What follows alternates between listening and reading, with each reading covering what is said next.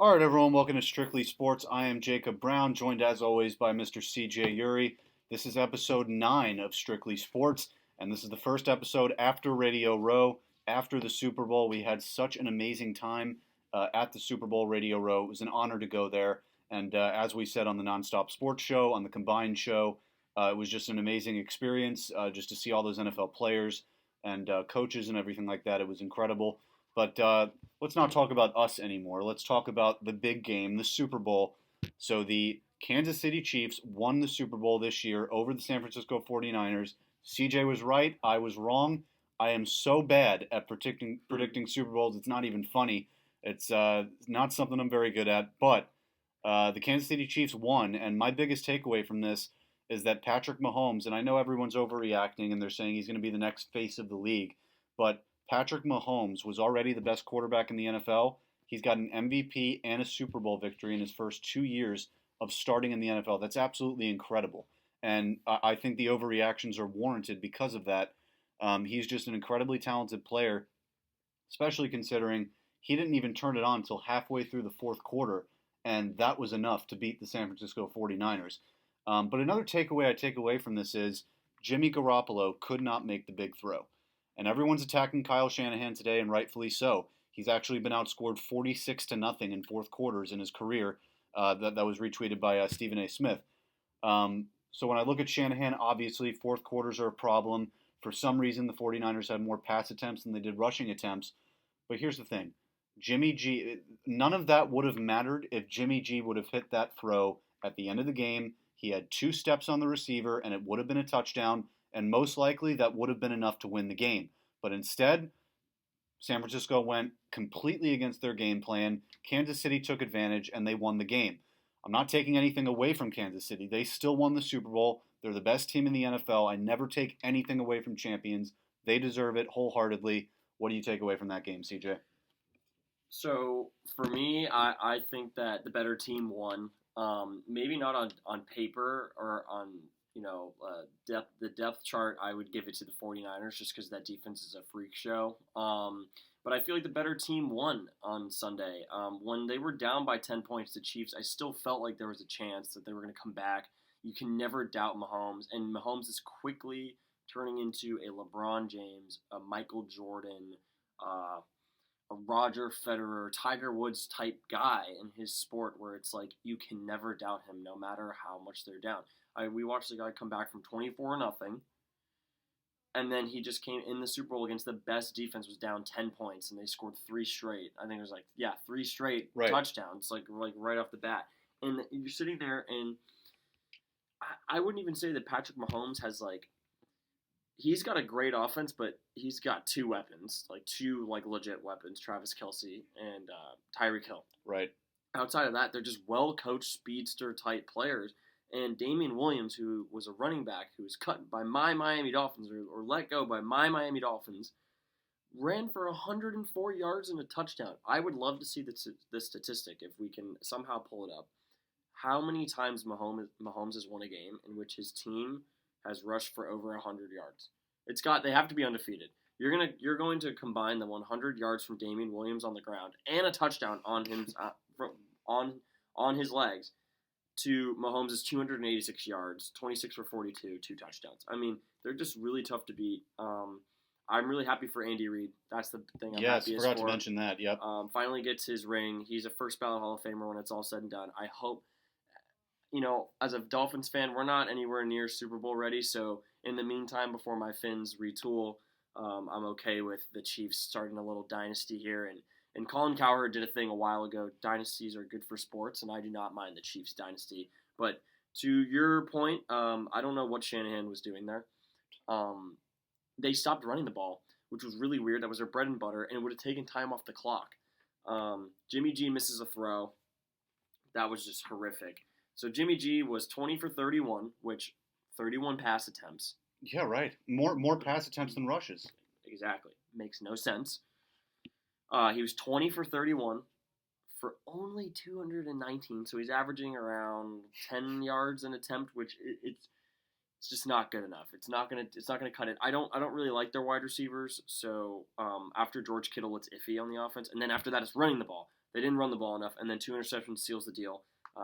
Shanahan and the 49ers, they'll be back soon within the next 2 years. They're still my favorite in the NFC to emerge again, but all in all, unbelievable Super Bowl, and I hate all the people who are so mad that the Pats weren't in it and they thought it was bad for TV, whatever. Screw it. Great Super Bowl. I mean, to me, this was one of the best Super Bowls that I've seen. I mean, I agree. especially after the last few years. I mean, I think the Atlanta one is the last one that I would say was absolutely incredible. But since then, we've had some pretty mass Super Bowls. This one had me on the edge of my seat the entire time. I was invested the entire time. The only thing that I have to complain about is the commercials this year, man. They were horrible. No Super Bowl commercials were good this year. I actually did not. I wasn't able to. I was able to watch them, but I was at a sports bar and it was really loud, so I wasn't able to really sit on a couch and watch and listen to the commercials. But I'm hearing the same thing. The commercials were eh. Yeah, they were just normal commercials with celebrities in place of commercial actors, and none of them were really funny. But anyway, yeah, no, like you were saying, I mean, it was a great Super Bowl, and one of the reasons I went into that game picking San Francisco, a lot of people were telling me Mostert's not going to run for 200 yards again. Well, he didn't need to. They have Coleman, they have Breida. Well, I'm looking at his stats right here. Raheem Mostert, 12 carries, and he averaged 4.8 yards a carry and had a touchdown. How you deviate from that? I mean, give him another 12 carries. You give him another 12 carries. He will be around 100 yards. That's the difference there. I was shocked. I really was. And as on Radio Row, how many times did I praise Coach Shanahan? Oh, yeah. Kyle Shanahan, unbelievable coach. But what were you doing when it mattered? Again. And I mean, 28-3, went against his game plan that night, and he did it again. And, that's going to be something that's going to hang over his head, a lot like Andy Reid. Going into this Super Bowl, everyone was telling us, well, you got to watch out for Andy Reid. He always has that one mess up. Well, maybe Kyle Shanahan is that coach now, to where you have to say, well, you have to hope that he doesn't get in his own way at some points. But like you said, both teams are going to be here forever. I mean, they've got 2 quarterbacks that are going to be around for a long time, especially San Francisco with that defense. That can give them at least another 2-3 years at this peak. Too. Decently young. Right. I mean, they have control over Bosa for a number of years. Richard got burned, obviously, and Darrelle Revis is probably going to give him a lot of doo-doo for that one. But either way, listen, both teams are going to be here for the long run. But when you look at the league next year, and I look at that NFC West for the 49ers, the Rams are still there. They've got a lot of money, new stadium. Kyler Murray looks great. I don't care what people say. I think Kyler Murray has a better arm than Lamar Jackson, and I think he's a better slider. I think he's better at not getting hit. That's one of Lamar's problems. I think it's going to cost him one day. Mm-hmm. He's going to get laid out one day. And it happened to Cam, and Cam Newton is huge. But anyway, you have Arizona in that division, and then Russell Wilson is not going anywhere. And remember, Seattle almost won that division this year when they had their players healthy. Everything. Right. Changed everything. So you never know. I agree. So when I look at the draft order here, which I will always credit Tankathon, which if anyone listening wants, if you're sitting in class or sitting in the bathroom or in your bed or whatever, and you want to quickly look at the draft order and a really quick and easy to look at mock draft that updates on the hour, Tankathon.com does a great job. So if you go on Tankathon's mock draft, obviously the 49ers are the 31st pick. They have them picking a cornerback, but whatever their mock draft is, I don't care right now. I think what they need to do is they need to draft the best wide receiver on the board. This is the best wide receiver draft in the history of the NFL, for sure, in just terms of talent. I mean, none of these guys have any achievements in the NFL yet, so we might look back on it and be like, whatever, it was really, really overhyped, but holy cow, there are some unbelievable wide receivers in this draft. And if there's any way that the 49ers can nab one of these guys, I mean, look, at 21, the Philadelphia Eagles could easily see them getting Laviska Shenault Jr., who plays at Colorado. And if he played at an SEC school or a Big Ten school, he would be getting loads and loads and loads of press about him. So if I'm the 49ers, what I'm doing here is I'm saying, let's not try to fix what we don't need to fix. What we need to do is we need to add in a deep threat piece. Tyreek Hill is a deep threat piece because of his deep threat piece of the offense because of his speed. He's not a tall dude. He's just unbelievably fast, and he takes the top off the defense. Outside of George Kittle, Raheem Mostert wasn't even supposed to be like this unbelievable player this year. No, I mean, he came out of nowhere, essentially. Yeah. And then they traded for Emmanuel Sanders. So really, when you think about it, outside of George Kittle, that offense is really bare, and Jimmy G is not Aaron Rodgers. He's not Mahomes. He's not to me, Russell it Wilson. might be a hot take. He's not even Dak Prescott. I would take Dak Prescott over Jimmy Garoppolo. Pure arm, yeah. Pure arm. And even mobile. I mean, I think Dak is a better runner than Jimmy. So I'm going to make a really quick comparison here. The 49ers are the upgraded version of the Buffalo Bills. The Buffalo Bills have a quarterback that he's good. I like Josh Allen, but he's not a guy that you're going to sit there and be like, I can piece him. I can piece an offense around him that is slightly above average and not give him a bunch of tools, and he's still going to make everyone better. Aaron Rodgers is that quarterback. Patrick Mahomes is that quarterback. Russell Wilson is that quarterback where you're going to sit there and he can make anyone good. Jacob Hollister, in my opinion, is not that good of a tight end. But there wasn't a single freaking league in America that didn't have Jacob Hollister because he's playing Russell Wilson. Yep. Jimmy G is not that guy. So that comparison for the Buffalo Bills and the 49ers, both of those teams are a deep threat piece down the field away from being absolutely legit. I really hope the 49ers draft a wide receiver because I'd like to see that offense. But, geez, Jimmy G, man, that was just not a good playoffs. Even though they made it to the Super Bowl, it's just he's not a guy where you're sitting there like he's the dude, serious right. X factor. Right, I mean, he'll never be an MVP candidate. There are times that your man Daniel Jones, I'm sitting there and I'm like, this guy, he can throw the ball 30, 40 times a game. Yeah. And he's going to give you 300 yards and 3 touchdowns. Yeah. So maybe it's just the game plan, but I mean, once teams stack the box and they force Jimmy G to throw, which is what the Chiefs did, they're going to lose. And not only, you're talking about the 49ers and Bills needing a receiver. Well, Tom Brady has, I believe he listed his requirements for coming back to New England. He wants $30+ million. He wants an offensive line, and he wants receivers. New England also really needs deep threats, so watch out for that. I was just talking to Adiel out there. He thinks they're going to trade for Odell, which honestly might very well happen. We've heard Odell wants out of Cleveland for months. That was never a good mix. Putting a big city, big ego guy in the middle of nowhere in Cleveland, that was never going to work. But, it's interesting because New England, listen, I think they're looking at this and they're saying, we can keep Tom for another year or two, make another run or two, and we'll waste some money now, go bold with some trades, give up some future assets, and then maybe eat it for a few years and take a step back. And I think that'll also happen naturally with the emergence of Miami and Buffalo over the next few years, and even the Jets to a certain extent. I know you can never trust the Jets, but, Sam Darnold is still a good quarterback. It's not the Jets organization that I can't trust. I mean, in a way I can't. They have easily the worst head coach in the NFL. Oh, God. Adam Gase is just a horrific coach. He's a bad, bad, bad locker room coach. They can never figure it out. He is just pushing players to through the roof, to the absolute edge, to where they have to speak out over Twitter and whatnot. He did it in Miami. He's doing it in New York. I'm happy that my problem was put on another AFC East opponent. But geez, it's just bad. But I agree with I agree with that. So I had the privilege of going to the NFL Honors Award show. That's right. Yes. And which was a surreal experience, and we'll get into that at the end of the show. But the reason why I'm bringing this up right now is because Steve Harvey is a big Cleveland Browns fan, and I didn't know this. So in between commercial break, I'm sitting there like third row, sitting behind Ryan Tannehill because that's where my seat filler was, and he just goes into this story about how he interviewed Baker Mayfield. Okay, Steve Harvey, everybody knows he pushes the boundaries, especially with the racial diversity stuff. He pushes the envelope with that. And Baker Mayfield, white quarterback, going on Steve Harvey's show. Baker Mayfield didn't find much of what Steve Harvey said funny, So Baker Mayfield sitting in the back of the room, and Steve Harvey's like, "What's wrong? Like, we're just having a good time, man, And the agent goes, "You better watch out. He makes more money than you."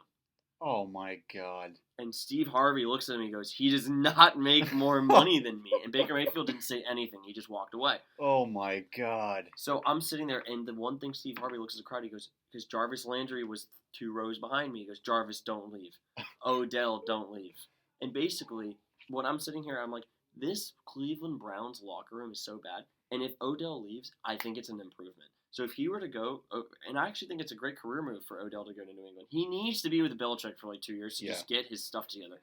So I think that marriage would be good, and I think it's great for the Browns. Get that out. Get it out. And here's the thing, Odell to the Patriots would have happened if it weren't for the fact that he was with the Giants. The Giants were never going to trade Odell to the Patriots. That was never going to happen. So Cleveland has they don't care where he goes as long as they get the best return. But yeah, let's talk a little bit about the NFL draft, because I know we have a lot of listeners here that are Dolphins fans, and there's been a lot of reports surrounding Tua and whether he's going to be taken by the Bengals at 1, which personally I don't buy it. I think the Bengals are locked into Burrow. I don't think they're changing that. But CJ, you know a lot more about the Dolphins than I do and their plans. So do you think that if they have a threat of missing out on Tua, that they would do everything that they could to trade up to get him? So this has definitely been the topic that I've been absolutely most passionate about since I'd say September, when my whole Dolphins franchise in front of me just went goodbye. Like Thanos snapped his fingers, and I'm like, holy cow! Like we're Minka, Kenyon Drake, Laramie Tunsil, Kenny Stills, like Ryan Tannehill's gone. The list goes on and on and on. The Purge. It was like the Jedi Purge from Star Wars. Like everyone's gone, right? And I'm sitting there, I'm like, the only thing that I can look forward to is the NFL draft. And so I didn't actually know this, and I don't know why I didn't know this, but the Dolphins, they've had a plan for Tua since a year from today. Wow. Like the past season. Like there was like week 13, week 14, and they're like, we want Tua. That's who we want. Like we're going to make sure we get Tua. They've put themselves in that position. If a team is going to trade up for Tua, say the Chargers, who have an attendance problem, Tua puts people in the seats. New stadium, too. New stadium, fresh face. Why not, right? If the Chargers are saying, hey, Detroit, hey, New York, which this is good for your Giants, too, because they move back a spot and they get more draft capital, they're still going to get the guy they wanted at I've 4. been saying, I hope the Giants trade back. Yeah. So there's not a single team in the NFL that's not going to call the Dolphins and say, do you want a counteroffer? Because there's no team in the NFL that has the draft capital that the Dolphins do. So no matter what the deal that the Chargers can give, no matter the deal that Carolina Panthers can give, who Colin Cowherd today said on his radio show, he thinks the Carolina Panthers are going to draft Jordan Love at 7. Oh, very interesting. So the Dolphins are in pole position. Tua has been the plan since day one, and today on ESPN, I'm forgetting the insider, said he thinks that Tua hasn't lost a step. So I think that this draft is going to be extremely interesting leading up to it. You have Chase Young in any other draft, Chase Young is the number 1 overall pick. So I think that you're right. I think Joe Burrow is locked in with the Bengals. If they weren't to take him and they were to take Tua, I would still be ecstatic because the Dolphins can get. Although I do think Tua would be better off with the Dolphins than he would be with Cincinnati. Absolutely. But still, one thing that I think about Tua, when we had Greg Cosell on, NFL Senior Films producer on the show, he made a point. He was like, Tua isn't necessarily a great athlete, so he's going to have to be a precision passer, which is very interesting because, that we can only know if he's a precision passer once he gets to the NFL, because a lot of people have been saying, well, that's Bama, and he's got the system. And, when you go to Miami, he's not going to have an offensive line. He's not going to have a great running game. He's not going to have a great defense around him. So I don't know. I look at it and I say, are people going to be way too hard on Tua for those first few years? And it's going to be a really bad look for Miami. I know Miami is going to take it whatever way they want, but that's a real possibility here. So when we were on Radio Row, we Tua did a full Radio Row day at Super Bowl on Thursday. The day of course, the day that we didn't go. Weren't there, which we still had a crazy Friday, but regardless, Tua basically, in all honesty, Tua has basically told the Miami Dolphins, I want to be a Dolphin. He said, I love Miami. It's the closest thing to Hawaii that I've experienced since moving away from Hawaii. That's number one. Number two, I would love to go somewhere where I can learn behind someone and fully heal. Oh, Ryan Fitzpatrick. The Dolphins are 100% starting Fitzpatrick no matter who they draft. That marriage would be perfect. And then his family said they love Miami and we hope he plays in Miami. I mean, you can't make this stuff up. But I'll tell you what, the Dolphins find a way to screw it up. So who knows what's going to happen? But I will say that at the number 4, the New York Giants, what they need to do, this is for you. Yep. Screw whatever blue chip defensive players there. Please, seriously. Get Jerry Jeudy. Just get Jerry Jeudy. Pair Daniel Jones up with Jerry Jeudy and Saquon Barkley, and you are good for the next 10 years. I like Daniel Jones a lot. He's accurate, and he's got a big arm, and he puts up crazy stats. And that was with no one. Without Saquon, too. Yeah, well, I mean, when you look at the Giants, here's the thing. They've got the I'm not going to say they got the quarterback yet. They've I want to see promising talent. Promising talent at quarterback, but they have the generational running back. They have Darius Slayton, who came out of nowhere, a great receiver. Sterling Shepard, Golden Tate, Evan Ingram. The offensive line, they're going to invest. They're going to invest in that offensive line. This is the year. I mean, they have been. I mean, I think it's been like 6-7 straight off seasons where they've needed to upgrade on offensive line. The only thing they've done is get Nate Solder, and that failed miserably. So they need to find a way, maybe moving Solder to the other side and getting another left tackle. Who knows? And maybe they draft Andrew Thomas at 4. I mean, who knows? But I look at the defense. I say the Giants have a ton of cap space. Janoris Jenkins is gone, so I think they're going to pay for their secondary. I don't think they're going to rely on the draft for that. So, I mean, I would consider that, CJ. Why not go get Jerry Jeudy? Because it's like weapons. You have the money. You can pay for the corner, pay for the safety. They have Jabril Peppers at safety. Nice, promising young safety. So you don't need to go out and get that $90 million, all-star safety. I think the Giants need a corner. They probably need linebackers, which is why Isaiah Simmons in this Tankathon draft would make sense. And also because J.P. Acosta mentioned Dave Gettleman drafted Luke Kuechly, and that might be the same feel here. He wants his staple on defense. Very legitimate point. But, I would also really appreciate it if the Giants traded back. That's what the Colts have been doing for years, and they have one of the best rosters in the NFL. That GM is one of the smartest guys in the league. He knows. It's not about one player. It's about a lot. So, listen, the Giants could do so much. That number 4 pick is it's probably the wild card of the draft. Because everyone's talking about this Lions pick. They're not trading Matt Stafford. They need a secondary so badly. They're not going to trade Matt Stafford. That 3 pick's not going anywhere. So if anyone wants to trade up for Tua, they're going to have to go to that 4. But again, like you said, Miami can outmatch any deal that's out there. When you look at this 5 here, and it's crazy because you and I are both within the top 5, it's a headache because the Washington Redskins, it should 100% be a lock, draft Chase Young. Oh, so yeah. you get your Ohio State product on the other side of the ball, and you have your other Ohio State product on offense, Dwayne Haskins. You're in Washington. Like, you are pairing. It's like you go to a restaurant, and you're pairing up a wine with an entree. Literally perfect. You grab Chase Young. Boom. Money team. He is a Pro Bowl, perennial Pro Bowl talent, annual Pro Bowl talent. Absolutely. The Lions, for me, you would have to be literally banana lands to not draft Jeff Okudah. He's a shutdown corner, like a full shutdown corner, like a guy that can come in and start immediately. And the Lions, when has Matthew Stafford ever had a defense that was suffocating? That Matthew Stafford could have a game where he didn't have to throw for 40 times for over 300 yards and 3 touchdowns. And that offense is good. Marvin Jones, Galladay, Kerryon Johnson, Hawkinson. Absolutely. I agree 100%. I like that Lions offense so much. Pair it with the cornerback.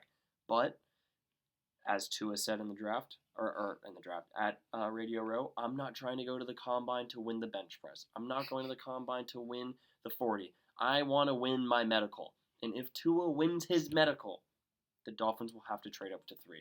That scares me. I would rather them trade to 4 to the Giants because the Giants can move back. Your Giants can get a little bit of something from us. Maybe give you guys that 26th pick in the draft search because it's just a lot on the cap space to draft 3 first rounders in one night. But if it's got to be Tua, I'm scared of I'm gonna give you two wild card teams right now that could move up and like seriously trade the house if Tua is healthy. The Oakland Raiders. I like Derek Carr. I do. I like Derek Carr, but there's a lot of people around the NFL that think they want a quarterback. They want to go draft someone to sit behind Derek Carr. And then the Jacksonville Jaguars. The Jacksonville Jaguars, the Nick Foles thing, I think it's already a failed experiment completely. Oh God, yeah. Gardner Minshew I like, but he's not a guy that you're gonna say you're my franchise quarterback. And they might be in win now mode with that defense. They've got an unbelievable defense. They've got a great running back. So who knows what happens? And there. And looking at this draft, seeing Jerry Jeudy going to the Jets would really hurt if he's playing in the same stadium as the Giants and they don't decide to draft him. So that's a legitimate thing. I mean, the Giants very well could draft him at 4. Hadn't really even thought about that. I will say though, like an unsung like hero in all this, and people still know about him. I think that this is really playing in Justin Herbert's favor. Let everyone, salivate over Joe Burrow and Justin Herbert's probably sitting there like, I'll be drafted the 3rd guy, fine by me. I'm still gonna go top 10, and I'll quietly ball out. All the pressure's on Burrow and Tua. I'm going to be honest, there's no pressure on Justin Herbert. If he goes to the Chargers, that's one of the best rosters in the league. That defense is great. I mean, Derwin James, Joey Bosa, I forget some of the other guys, but, I mean, they have a great defense. And they made the playoffs last year. They won 11 games. Sad, though, with Phillip Rivers that he's probably done in the league. I don't know what's going to happen with him. I feel like the Tampa Bay Buccaneers want to dodge that Jameis Winston contract, and Phillip just moved to Florida. I could see them. I could see Phillip Rivers signing with the Tampa Bay Buccaneers and then them drafting a quarterback at 14, like a Jordan Love, or even in the second round, like a Jalen Hurts just to sit. Who knows? But why not? I also think the Bucs are going to try and tank this year for Trevor Lawrence, and that's also interesting. What's the team this year? Looking at the rosters now and the way the divisions are set, I haven't even really thought about this, to be honest with you. Who is that team that's going to get that number 1 pick for Lawrence next year? Oof. I mean, if you really think so. It just depends on the trades. It completely depends on the trades. I could see the Jags being there again. If they don't make a splash in free agency or in the draft, the Jags are going to be bad. Maybe Denver, possibly. I actually really like Denver. I like Drew Lock, and if they were to draft a weapon for him to use on offense, that defense, the home field advantage, and just the genetic makeup of the organization, they're never a team that's going to lose more than 11 games. They're like a 4-12, 5-11 team. That's not good enough for the first pick. I gotta say, I could see the Colts like just saying we need to revamp here and we need to make sure that we get either him, and it doesn't even have to be Lawrence. If you're Indianapolis, you can go and settle for Justin Fields. Justin Fields. There's like 2 other great prospects coming out, but. Yeah, what are your quick thoughts? I'm gonna fire off a few teams here just for you, Jacob. All right. Arizona Cardinals. What do they do at 8 with Kyler Murray winning Offensive Rookie of the Year? What do they do at 8? And do you like the Cardinals organization right now? I love the Cardinals. Well, I don't love their organization in total. I love Kyler Murray though, okay. and like I said, I think I said earlier in the show, I love his arm. I think he's got a better arm talent than Lamar. The reason I compare them all the time is because they're basically the same player. And like I said, I think Kyler's a better slider. He played baseball, so he knows how to get out of the way.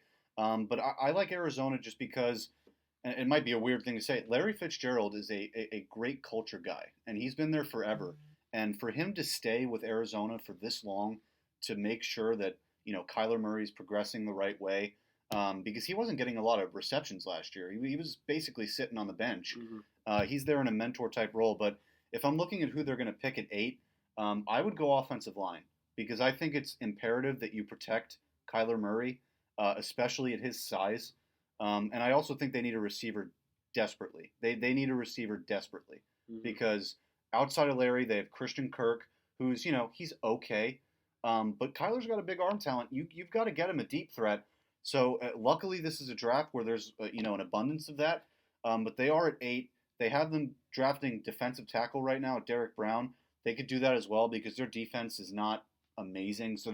But they have a lot of cap space too. Who are they paying right now? Yep. So, but the one problem with Arizona is that division. That is such a tough division to win. Rams, Seahawks, Niners. That's going to be tough. It'll be very interesting. What are your thoughts on Arizona? I think they made the right move drafting Kyler Murray. If I'm the Cardinals organization, I wish I could do it over again and not draft Josh Rosen. Yeah, they could have had a kickstart on this. Yeah, they could have had a weapon, a wide receiver. They could have had a built in the trenches at O-line, D-line. I like Kyler Murray. I like where they're going with the team. I do agree they need a weapon on offense, like to pair with Larry Fitzgerald or just in general, like they need someone there. And I like Kenyon Drake a lot there. I forgot about him. Yeah, and David Johnson's still there too. David Johnson's going to be gone. I think David Johnson's going to sign a good contract somewhere else. Someone's going to take a chance on him because when healthy, unbelievable.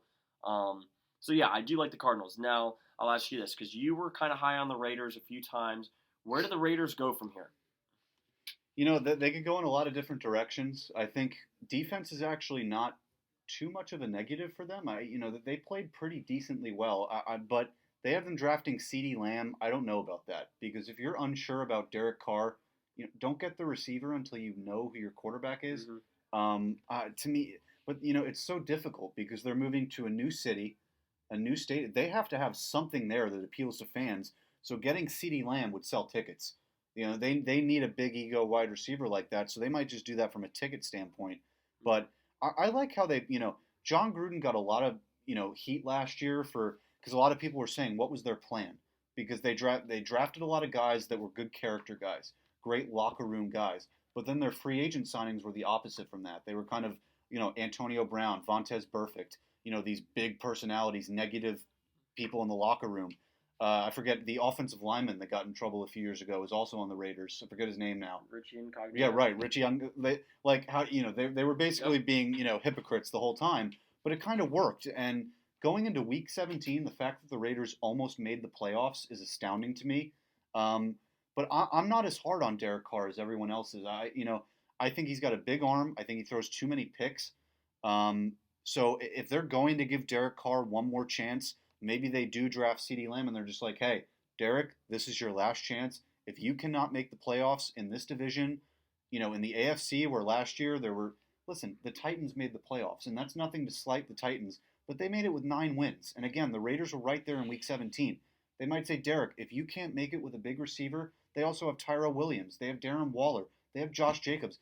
That offense is legitimate. They should make the playoffs. So this is the last string for Derek Carr for sure. I think Derek Carr is also really lucky that this is his last chance, if it is, because Phillip Rivers is now out of the division. The Chargers are going to be having a young arm there. God forbid for the Raiders if Tom Brady were to move to San Diego, LA. Different scenario here, but they're going to draft a quarterback, and I think that quarterback is going to be expected to start right when he comes in because the offense is in win now mode. I would say the offense is like legit, and I love that roster too on defense. Regardless, for the Raiders, Derek Carr obviously has to go up against Pat Mahomes. I don't really like the Broncos that much. Not for next year. It's a Broncos, Raiders, Chiefs.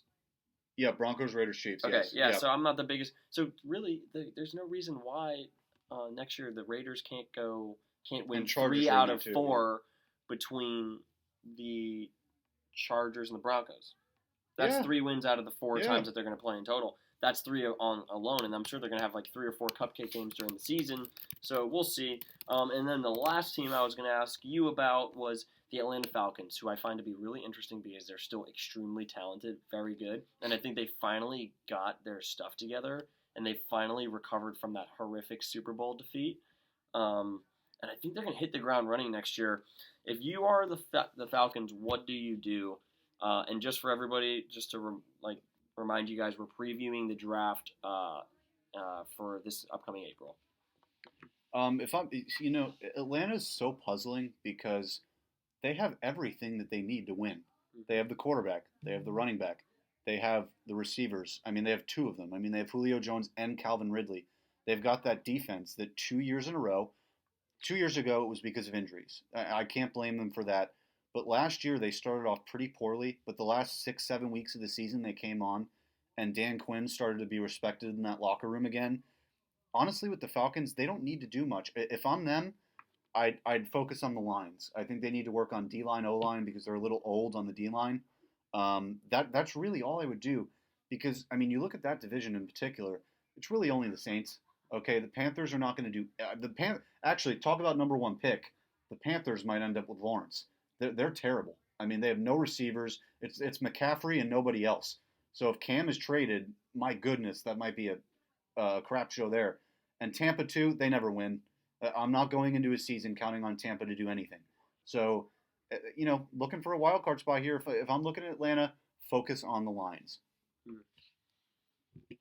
So we spoke a lot about 1 through 10, which, just to remind everyone, it's Cincinnati, Washington, Detroit, New York Giants, Miami, Chargers, Panthers, Cardinals, Jaguars, Browns. That is in descending order. And then really quickly at the bottom of the list here, pretty crazy. The Tennessee Titans own the 29th pick. And then it's the Packers at 30, just so everybody knows where the two losers of the conference championship games are. And then it goes Ravens at 28. It goes Ravens 28, Seahawks 27. This draft is going to be legit, and there's going to be a lot of storylines going into this. A draft in which the first 5 picks will contain 3 of Joe Burrow, Chase Young, Tua. It's a really interesting draft. These are a lot of make or break picks for these teams right now. They screw these picks up. I mean, these first 5, they set themselves back another year or two. So yeah, I do expect a lot of trade activity though. I don't think the Miami Dolphins own 3 first-round picks. I do not think that they will be picking 3 players.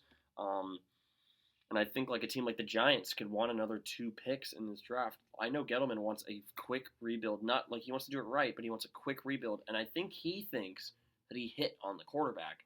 I do too. I mean, he can run, he can throw. I mean, why not? And especially with that division too. I mean, the Cowboys don't scare me at all. They never win the big game.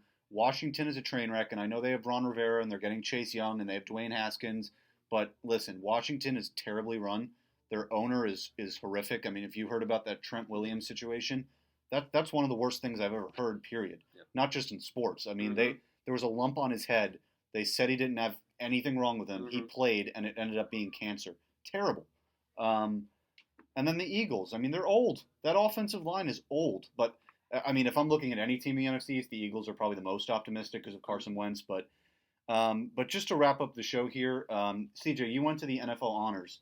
Let's just talk about who won some of those awards. Were there any problems that you had with any people winning? Okay, so I really like Stephon Gilmore, best cornerback in the league, probably, yeah. In the league last year, at the very least. He was ranked like 33rd best cornerback in the league. I mean, no one was respecting him enough, and he had a great, great, great year.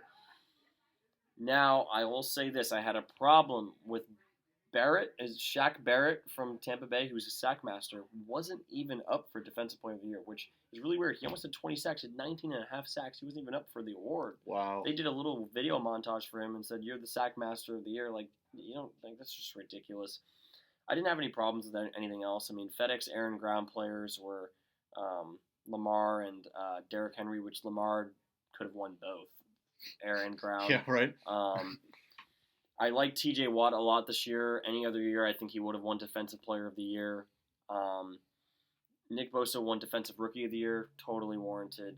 Great. That was good. Offensive Rookie of the Year. Josh Jacobs was up for it with A.J. Browne and Kyler Murray. Kyler Murray won. A lot of these awards are turning into quarterback awards anyway. Yeah, that's one complaint. I mean, Kyler Murray was great, but you got to respect other positions when you're talking about best offensive player in total. Overall, I didn't have any problem with the awards. It was an amazing night. I was sitting in a row with Jim Browne, which was surreal. The owner of the Chicago Bears was sitting directly in front of me, and then to her right was Clinton Portis, and I'm just surrounded by all these people. I ended up getting relocated to sit in Derrick Henry's spot, who had to leave, and I'm literally trading spots with him, and it's just like, holy cow, this is insane. So I ended up sitting behind Ryan Tannehill and his wife Lauren, and then right next to him was Saquon Barkley, and I'm just sitting there, and I'm like, what is going on? Like, where am I right now? But it was absolutely insane. It was a great night. It's really, this NFL 100, this 100 season, in my opinion, was done so well. It was such a great year to watch, and it set up the next 100 years for the NFL. And I'm excited for what's to come with the rest of the league. And as you've seen, the Mannings, the Drew Brees, Tom Brady, not really Aaron Rodgers just yet, but Aaron Rodgers, I guess. That era is coming to an end. Ben Roethlisberger, and you're starting to see it's Deshaun Watson, it's Patrick Mahomes, it's Lamar Jackson, and these guys are coming in, and I feel like Tua and Joe Burrow can quickly get on the scene here and round out that new era of quarterbacks, and this is what America's going to be watching for the next 15 years. So it's a really good time for the league, and I'm really excited.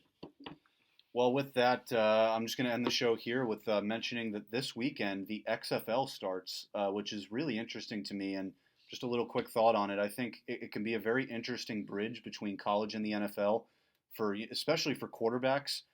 You could play 2 years at college, go to the XFL, learn what it's like to play for a franchise, play with grown men. I think that's really important. Before you go to the NFL, it could almost be like a hybrid of a minor league system, even though they're not affiliates of any teams. But CJ and I are going to be watching. I mean, it's football. It's something to watch. I'm going to have fun. The only problem I have with it is that it's the immediate weekend after the Super Bowl. I feel like you should give the NFL a little time to breathe. Maybe wait till the beginning of March to start this. But either way, it's fun. By default, I think I'm a New York Guardians fan. They play at MetLife. I don't think I have a choice. Do you have a team, CJ? I mean, are you going to – I mean, there's the Tampa Bay Vipers. I mean, you could – You know what? It's going to be a goal of mine to actually pay attention to the XFL. I don't really like the name that much. It's okay. I feel like you come up with something different. Like the Yeah. National Hockey League has the NHL and then the AHL. That just rolls off the tongue nice. It sounds Right. proper. I don't like the XFL because it just sounds like X players, I guess, but it's still pro. It seems like a It's knockoff, right? And because it's above semi-pro. There's a Yeah. lot. There's like unbelievable talent in the XFL. I mean, are gonna Cardell go to the league. Jones. Yeah. Exactly. So so my goal for the XFL this season is to find a team that I really enjoy watching, that I enjoy supporting, and I would really like to get into it because it'll make the NFL offseason so much easier to get through because you have football. Yeah. Steve it goes Spurrier's through the end of coaching April. a team, right? Steve Spurrier. I believe so, yeah. So there's some personalities there at the very least, and they're going to get the proper press. Like, all their tweets go viral. I love the double forward pass. I think that is ingenious. I don't know if you saw that as one of the No, rules. I did not. They're allowed to literally have a double forward pass. So you can throw to one guy, the receiver can catch it, and he could throw it again. I think that's awesome. That's actually good TV. Yeah, and then another rule that they have is after touchdowns, you can score 1 point by doing a 2-yard touchdown. I believe it's 3 points for a 5-yard, and then if you do 10 yards, it's like 4 or 5 points. Oh, wow. Like that brings some excitement and some different strategy into the game. So I like it. I think, but last note on the XFL, I think they're about 2 seasons away, like 2 full seasons away from they have a real fan base and people aren't going to skip that much of a beat in the offseason when the NFL is over. Agreed. So if you guys didn't know, this show is not live today. I'm just going to be honest with you guys. I forgot to call off on work for Tuesdays this week, and I did. Don't worry. So next week, we will be back live at 4 o'clock next Tuesday on FAUL Radio. This was episode 9 of Strictly Sports with Jacob Browne, and as always with CJ Ure. You can follow us on Twitter at StrictSportsFAU, and you can look us up on YouTube. This video will probably be posted. Oh wait, we're not live. I'll just edit that out. And you can look us up on YouTube at Strictly Sports with Jacob Browne. And for this edition of Strictly Sports, I'm Jacob Browne, and we'll see you next time.